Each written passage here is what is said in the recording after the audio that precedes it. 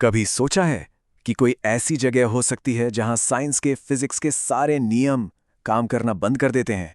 एक ऐसी जगह जहां विज्ञान भी चुप हो जाता है। चलिए कुछ सवालों से शुरू करते हैं। दुनिया में ऐसी कौन सी जगह है जहां हवा तो पूरब की ओर बह रही हो लेकिन झंडा पश्चिम की ओर लहराए? ऐसा हो सकता है क्या? और एक ऐसी विशाल बिल्डिंग के बारे में क्या कहेंगे जिसकी दिन के किसी भी वक्त किसी भी एंगल से कोई परछाई नहीं बनती? और सबसे बड़ा, सबसे डरावना सवाल, वो कौन सा राज है जो इतना इतना ज्यादा पवित्र है कि अगर किसी ने उसे देख लिया तो उसकी मौत पक्की है? इन सारे सवालों का जवाब हमें सिर्फ एक जगह ले जाता है, उड़ीसा में मौजूद जगन्नाथ मंदिर।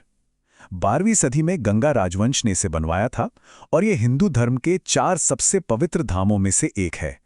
पर ये सिर्फ एक मंदिर नहीं, ये रहस्यों का एक ऐसा गढ़ है जो आज भी मॉडर्न साइंस को हैरान परेशान कर देता है।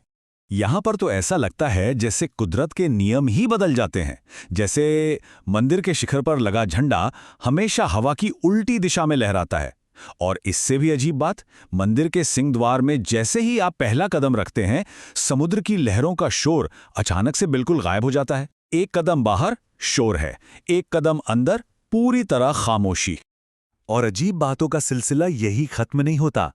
दुनिया में हर जगह दिन के समय हवा समुद्र से जमीन की तरफ चलती है और रात में जमीन से समुद्र की तरफ, है ना?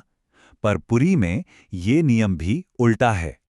और एक बात जो सच में चौंका देती है, इस मंदिर के मुख्य गुंबद के ऊपर से आज तक न कोई पक्षी उड़ा है, न कोई प्लेन गुजरा है। ऊपर का आसमान हमेशा बिल्कुल खाली रहता है। ऐसा क्यों होता है, इसका कोई साइंटिफिक जवाब नहीं है। यहां तक कि मंदिर की रसोई में भी लॉजिक फेल हो जाता है। प्रसाद पकाने के लिए मिट्टी के 7 बर्तनों को एक दूसरे के ऊपर रखा जाता है और आग सबसे नीचे जलती है। अब साइंस तो यही कहता है कि सबसे नीचे वाला बर्तन पहले पकेगा, पर यहां सब उल्टा है। सबसे ऊपर वाला बर्तन पहले पकता है और सबसे नीचे वाला सबसे आखिर में। लेकिन ये फिजिकल रहस्य तो बस कहानी की शुरुआत है। इस मंदिर का इतिहास और जिन चीजों की ये रक्षा करता है, वो इससे कहीं ज्यादा अविश्वसनीय है। आपको पता है, इतिहास में इस मंदिर पर 1-2 बार नहीं, बल्कि पूरे 17 बार बड़े हमले हुए हैं, इसे तोड़ने के लिए, लूटने के लिए। सदियों तक अलग अलग हमलावरों ने इसे तबाह करने की कोशिश की, लेकिन हर बार मंदिर के भक्तों ने अपनी जान पर खेलकर इसकी पवित्र मूर्तियों को बचाया। कभी-कभी तो मूर्तियों को 140 साल से भी ज्यादा समय तक छुपाकर रखना पड़ा। इन्हीं हमलों का नतीजा है कि आज इस मंदिर की सुरक्षा के लिए कुछ ऐसे नियम हैं जो शायद दुनिया में कहीं और देखने को ना मिले। और ये नियम सबके लिए है, मतलब सबके लिए। भारत की पूर्व प्रधानमंत्री इंदिरा गांधी तक को अंदर जाने से मना कर दिया गया था क्योंकि उनकी शादी एक गैर हिंदू से हुई थी। यहां तक कि एक स्विस नागरिक जिसने मंदिर को लगभग 2 करोड़ रुपए का दान दिया, उससे भी एंट्री नहीं मिली।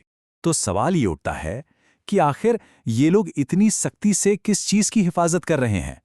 मंदिर के अंदर ऐसा क्या है? इसका जवाब मंदिर की दीवारों या पत्थरों में नहीं, बल्कि उन मूर्तियों के अंदर छिपी एक चीज में है। एक ऐसी चीज जिसे आज तक किसी ने देखा नहीं है। कथाओं के मुताबिक मंदिर के अंदर भगवान कृष्ण का हृदय मौजूद है, जिसे ब्रह्म पदार्थ कहते हैं। मान्यता है कि जब भगवान कृष्ण ने अपना शरीर छोड़ा तो उनका पूरा शरीर तो पंचतत्व में विलीन हो गया, लेकिन उनका दिल आज भी धड़कता है और वो कभी नष्ट नहीं हो सकता। और इसी ब्रह्म पदार्थ को एक मूर्ति से दूसरी मूर्ति में बदलने के लिए एक ऐसी रस्म निभाई जाती है जो पूरी तरह से अंधेरे और गोपनीयता में डूबी हुई है। इस रस्म को नवकलेवर कहा जाता है और ये हर 12 साल में सिर्फ एक बार होती है। उस रात जो होता है वो किसी के भी रोंगटे खड़े कर सकता है। उस रात पूरी शहर की बिजली काट दी जाती है। पूरा शहर घुप अंधेरे में डूब जाता है। फिर एक चुना हुआ पुजारी, जिसकी आंखों पर पट्टी बंधी होती है और जिसके हाथों को मोटे कपड़े से लपेटा जाता है, वो उस अंधेरे कमरे में जाता है। उसे उस ब्रह्म पदार्थ को पुरानी मूर्ति से निकालकर नई मूर्ति में रखना होता है, बिना उसे देखे, बिना उसे छुए। इतनी गोपनीयता क्यों? क्योंकि पीढ़ियों से एक मान्यता चली आ रही है कि जिस किसी ने भी उस ब्रह्म पदार्थ को देख लिया, वो जिंदा नहीं बचेगा, उसकी तुरंत मौत हो जाएगी। तो ये सब बातें हमें आस्था और विज्ञान के एक ऐसे चौराहे पर लाकर खड़ा कर देती हैं जहां सारे जमाब खत्म हो जाते हैं। जगन्नाथ मंदिर हमें बहुत बड़ी बात सिखाता है। यह हमें बताता है कि कुछ रहस्य शायद हमेशा रहस्य ही बने रहेंगे, साइंस के दायरे से बाहर। और यह हमें एक सवाल के साथ छोड़ जाता है, क्या हर चीज का जवाब जानना ही जरूरी है, या कुछ रहस्यों का अनसुलझा रहना ही उनकी असली खूबसूरती है?